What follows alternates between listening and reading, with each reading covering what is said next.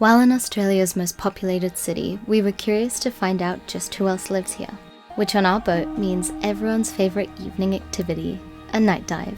We strapped on our tanks and plunged into the dark to discover the secret residence of Sydney Harbour. This is the story of a sailboat named Sylvia and the ragtag crew that call her home. Join us each week as we explore the planet both above and below the surface, and see what it's really like to live a life at sea. This is Expedition Drenched. At night, the ocean turns from blue to black. You might see the glimmer of eyes all around staring at you, but as humans, we can only see what's in front of our lights. For a night diver, a keen eye, slow fin kicks, and a close attention to detail will help you find the most unique creatures. This particular dive site is the ideal location, as we can park our big vessel only 100 meters off and surface swim over to its main landmark, the shark net, that's intended to protect beach swimmers. Shark nets don't exactly have a great reputation in Australia for being effective tools to protect swimmers. However, this one's unique in the sense that it seems to provide a secondary, more effective purpose. It's made the perfect habitat for our friends, the seahorse. In different parts of Sydney Harbour, they've built specific seahorse habitats, which they nicknamed Sea B&Bs, to help re-establish declining populations. Imagine an Airbnb, but for a seahorse. The seahorse uses its prehensile tail to grasp onto the net so that it doesn't get washed away in strong tides or currents, where it can sit still, hunting for prey and trying not to become it. The less movement a seahorse makes, the less likely they are to be noticed. Stillness is also in the seahorse's benefit when hiding from prey, as a quick escape isn't on the cards. They're considered to be one of the slowest moving fish in the ocean. They can only swim about 5 feet an hour in an upright position, propelled by their dorsal fin. Fortunately, they have one more trick up their sleeve. As with most cephalopods like squids, cuttlefish, and octopus, the seahorse has special cells known as chromatophores, which allow their skin to change color, blending into their surroundings. But camouflage doesn't just benefit not getting eaten, it also helps when you want to eat. Because these guys have neither teeth nor a stomach, they use their snout to suck up prey like a vacuum, disintegrating them at the same time. These seemingly sweet fish are ferocious carnivores. Adults consume about 30 to 50 small crustaceans and shrimp every day. But to redeem their beloved status and not gain a nasty name for themselves as tiny killers, they have a rather romantic side too. Monogamous, with most of the species mating for life, these adorable pair greet each other with little dances intertwining their tails. This dance is believed to judge reproductive cycles and clarify that they're both in fact still alive. And looking to bring some equality into the animal kingdom, they're one of 2 species in the world where the males carry and birth the pregnancy. This little bay in Sydney's big harbour was home to some of the most spectacular life we've seen in a single night dive.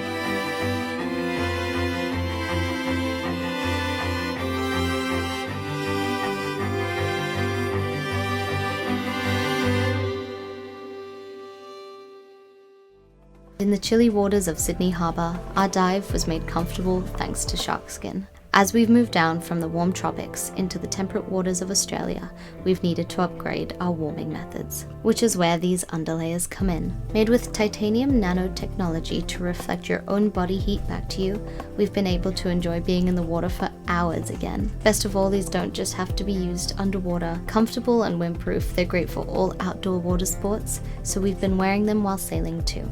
What made us especially inclined to work with our friends at Sharkskin was that they're an Australian-owned company who designs and manufactures their garments just north of Sydney.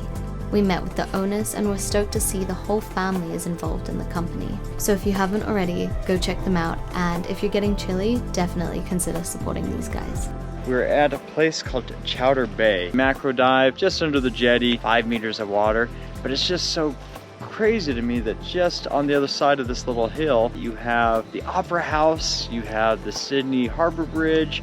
It's all just right here, and it's a very big city, and there seems to be quite a bit of nature right here on the doorstep as well. So I am really enjoying it, and it's just so cool that right here in the harbor there's just such great macro diving.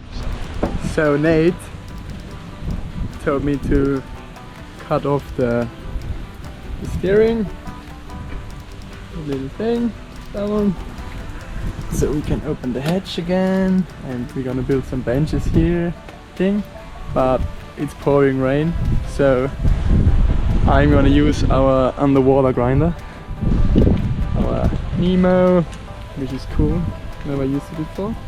And yeah, look at him in there drinking tea, and I'm out here.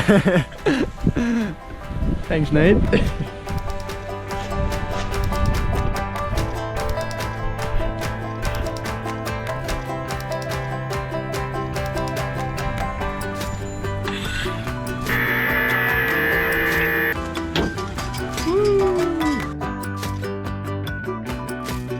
Think about stuff we're gonna make. I need to order some steel, a lot of money, so a lot of pressure. But nah, I'm gonna make the right order. Yeah, alright.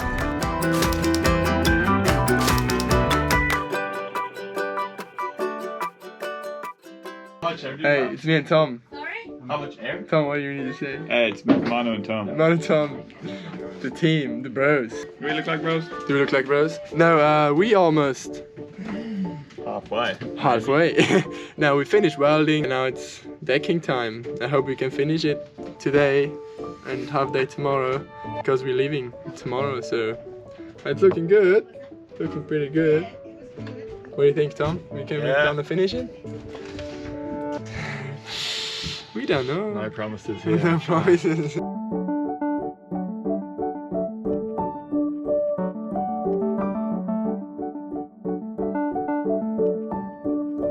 But Manu's work wasn't done for the day. We might have glossed over the fact that we had severely bent our 200-pound anchor and needed to somehow bend it back. If you're wondering how to do that, here it is. Well, maybe not.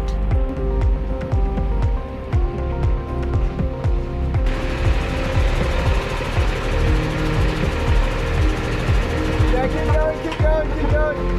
Yeah, yeah. Keep going. Yeah, yeah, yeah, yeah. Go back.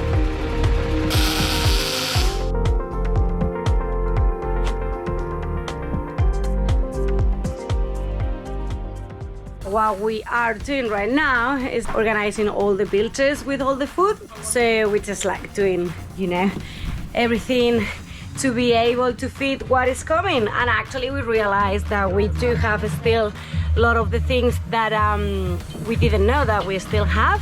So I'm gonna show you what we're doing at the moment. We've been actually like working pretty hard those days, because once we start like with our new expedition to Tassie, it's gonna be boom, boom, boom, boom, boom, non-stop, so we're not gonna have time for working, so we wanna have absolutely everything ready before we have like a massive food order coming this afternoon.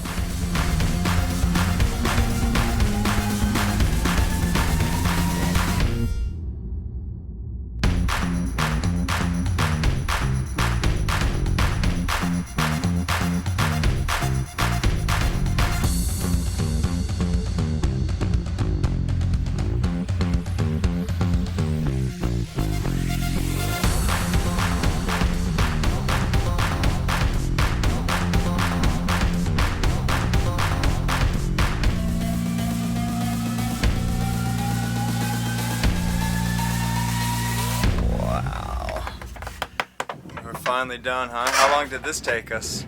Oh my god, it took us like 2 days, 3 days, even 4.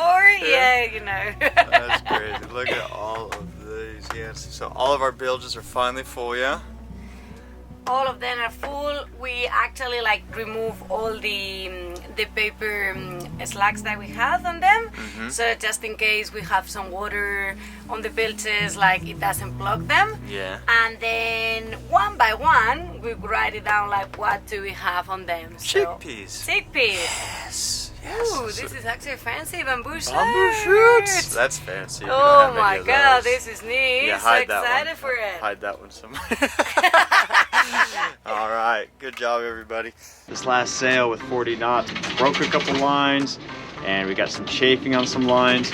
So we're just switching out most of the lines on the boat, which is not cheap, but we have a pretty big sail coming ahead of us. I mean, Tasmania through the Bass Strait is no joke. So we just want to make sure the boat is tippy-toppy.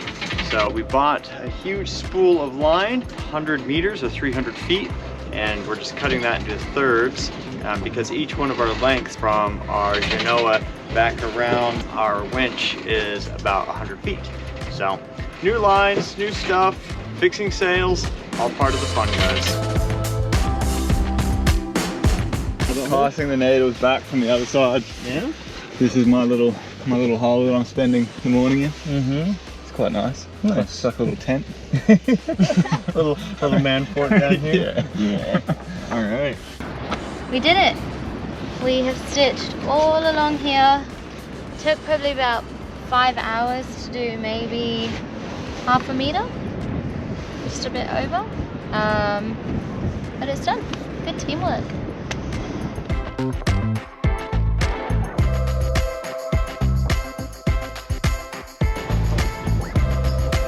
It's rock and rolling! We're sailing again! Yee-hee-hee!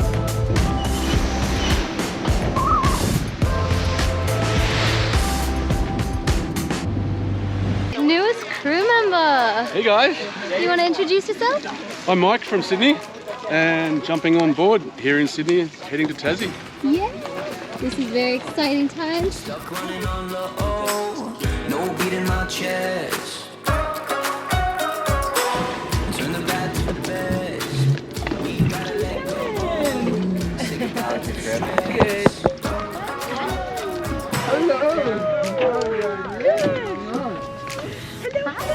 Oh, so excited.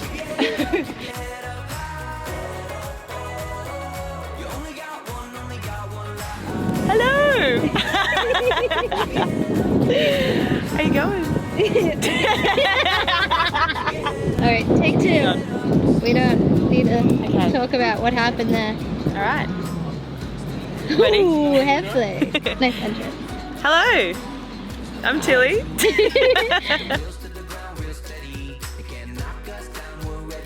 As with any big passage, Sylvia needs lots of hands to help her get there. So we recruited 2 more lovely humans for the journey. We met Tilly on Lord Howe Island and quickly became great friends.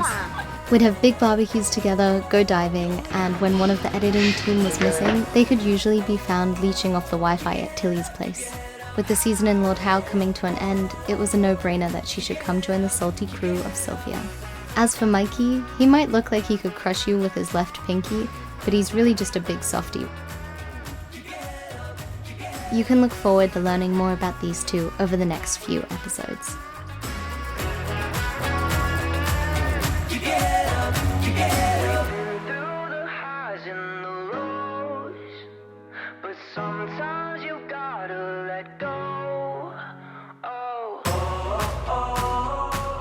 Time to leave Sydney! So super excited about this new sailing to Tasmania. We actually have like the boat, I think, like safer and just like tidier than ever, which feels like really, really good. And it's been amazing to be in Sydney, just recharging all, you know, like this energy and excitement for adventure. So pretty ready, can't wait to be in Tassie, and yeah, super, super ready for sailing. Exciting times.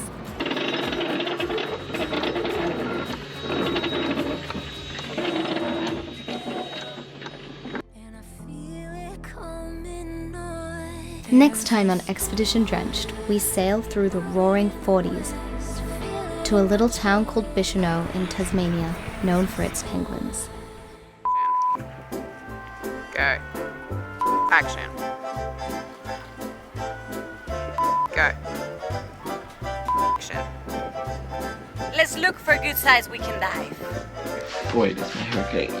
Yep. Can you get this side? Yeah. But the night I was supposed to be at 9. Dolphins! Dolphins! 3 o'clock!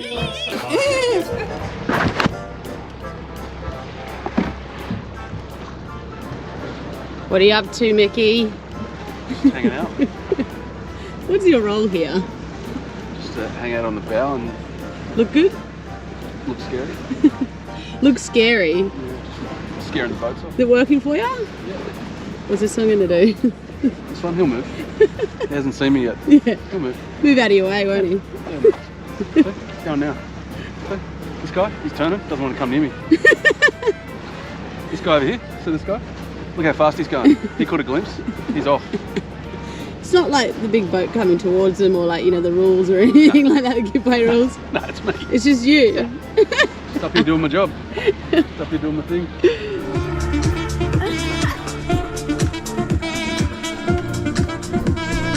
Mike, first shift at the helm.